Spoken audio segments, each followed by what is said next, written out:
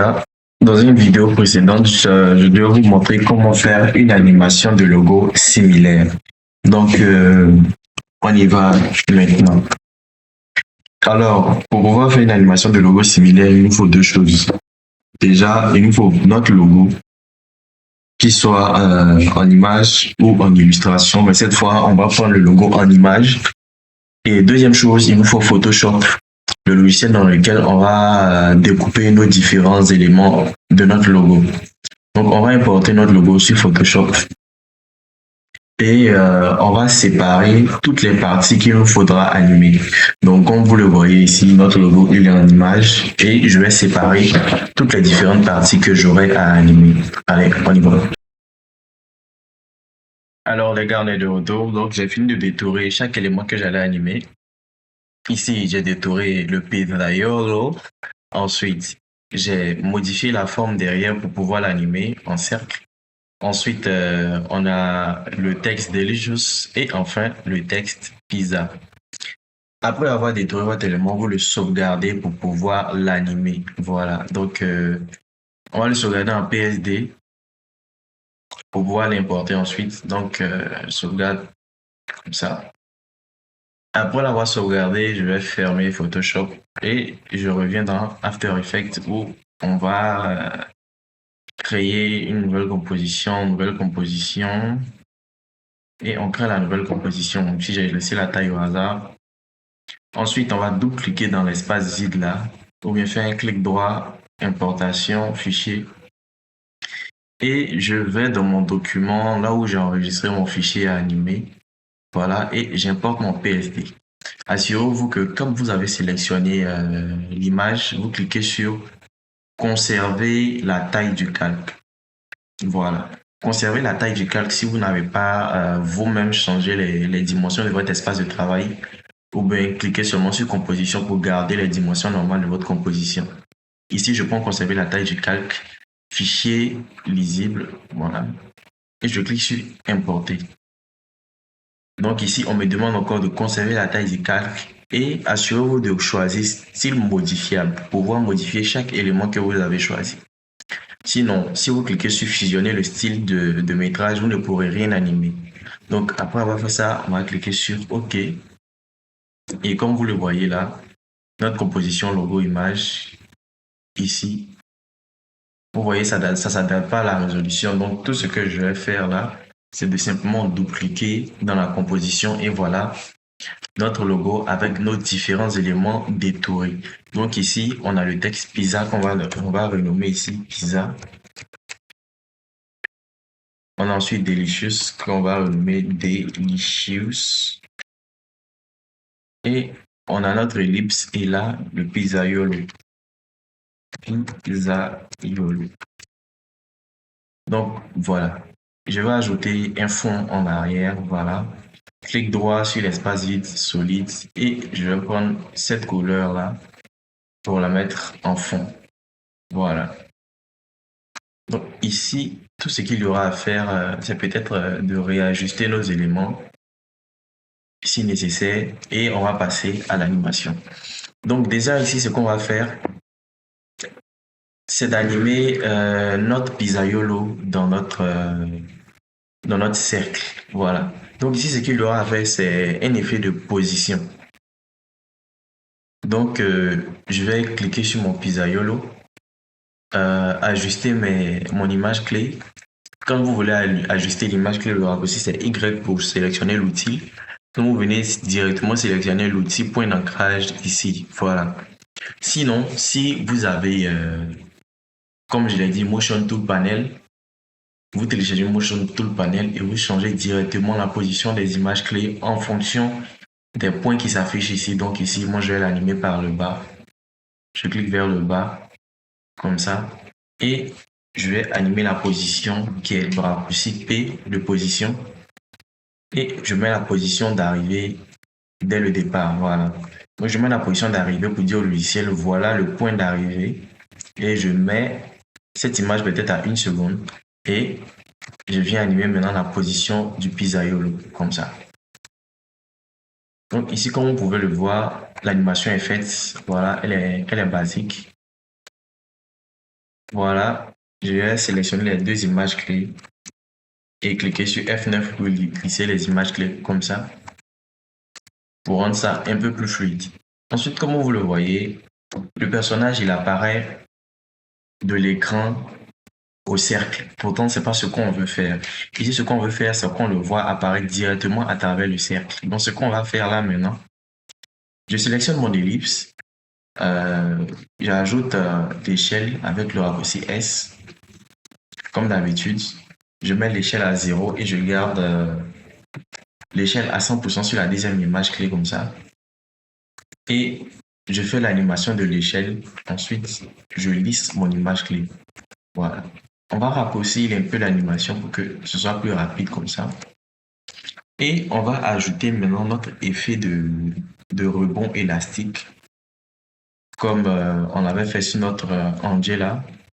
Donc ici, ce qu'on va faire, on va sélectionner les images clés et puis cliquer maintenant sur l'effet élastique. Donc, et comme vous voyez, l'expression s'ajoute automatiquement. Voilà, donc on a cet effet d'élastique là maintenant sur notre cercle.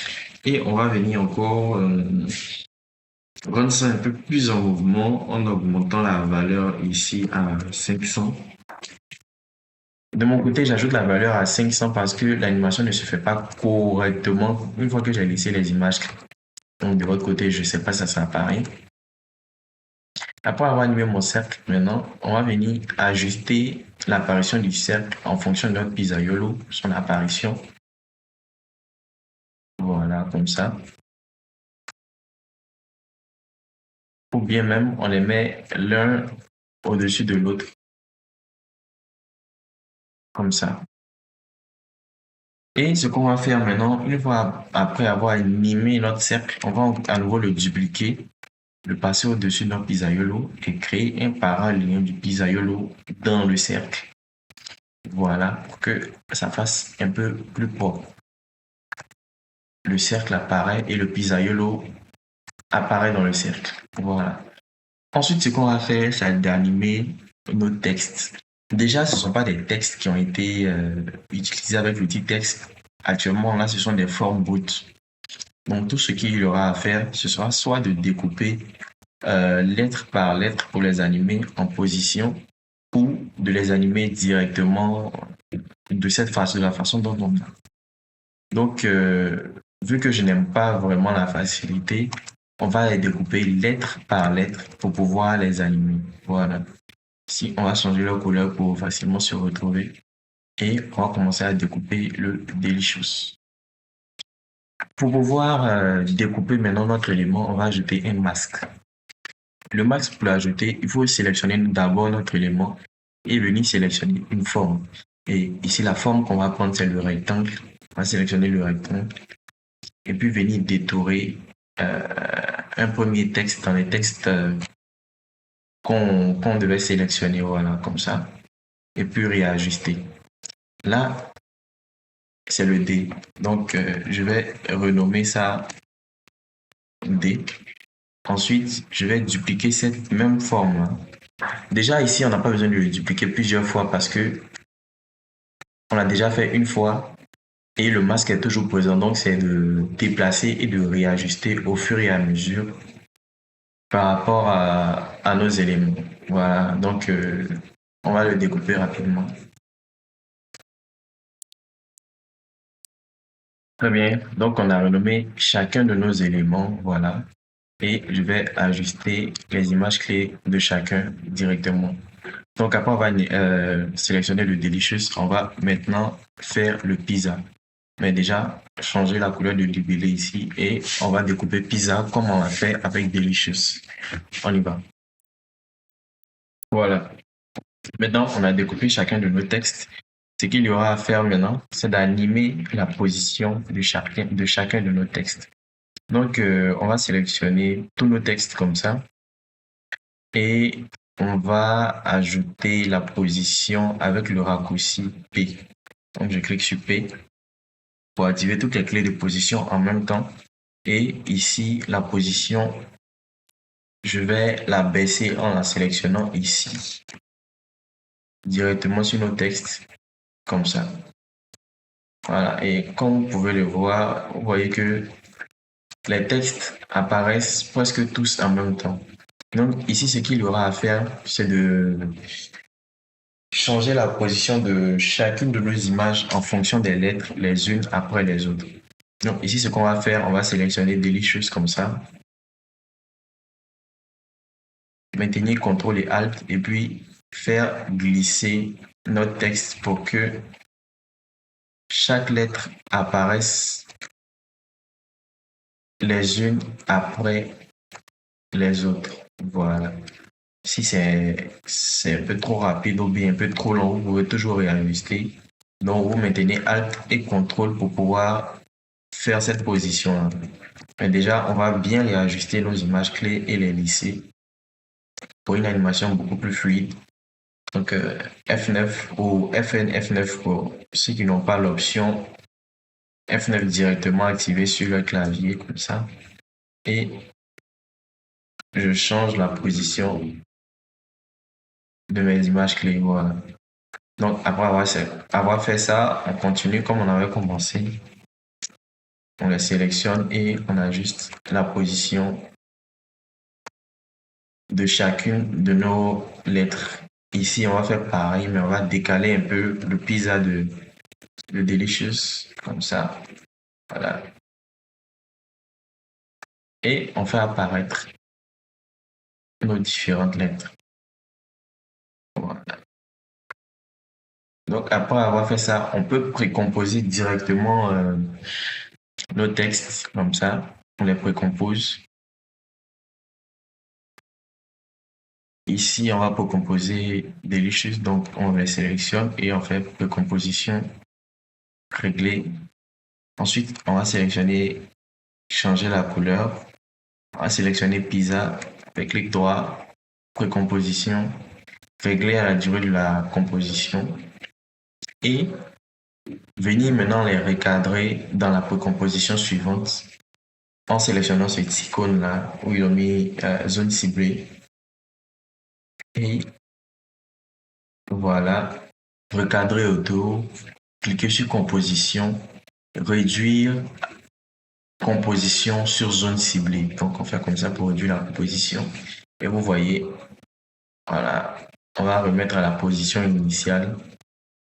Et puis, quand on refait la lecture, comme vous le voyez, on a l'impression qu'il sort d'un espace vide pour revenir à sa place. On va faire pareil pour le pizza.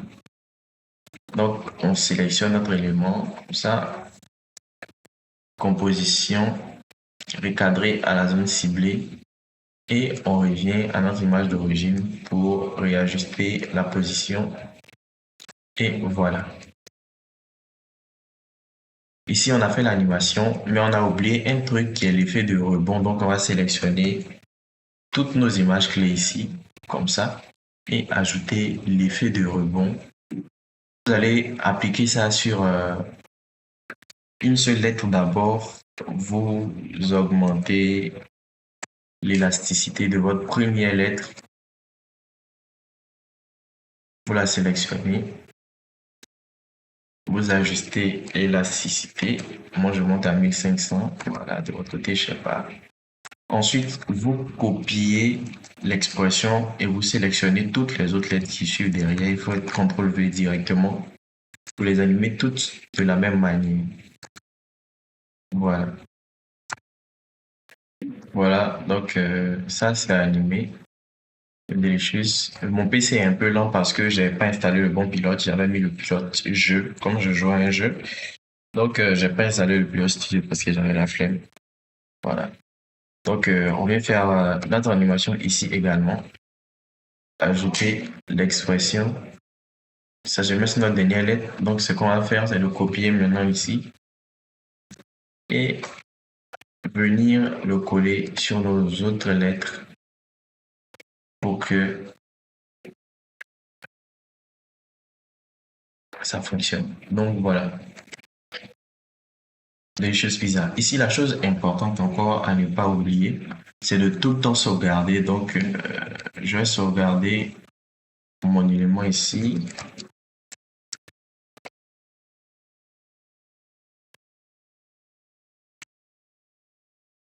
Voilà.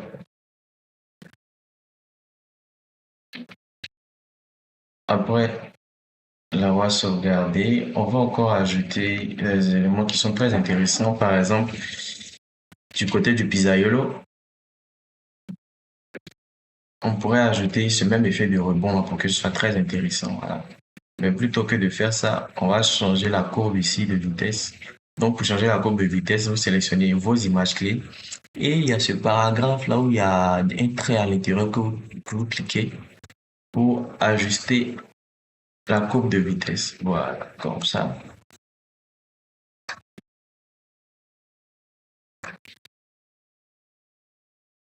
Voilà. Et sur notre cercle,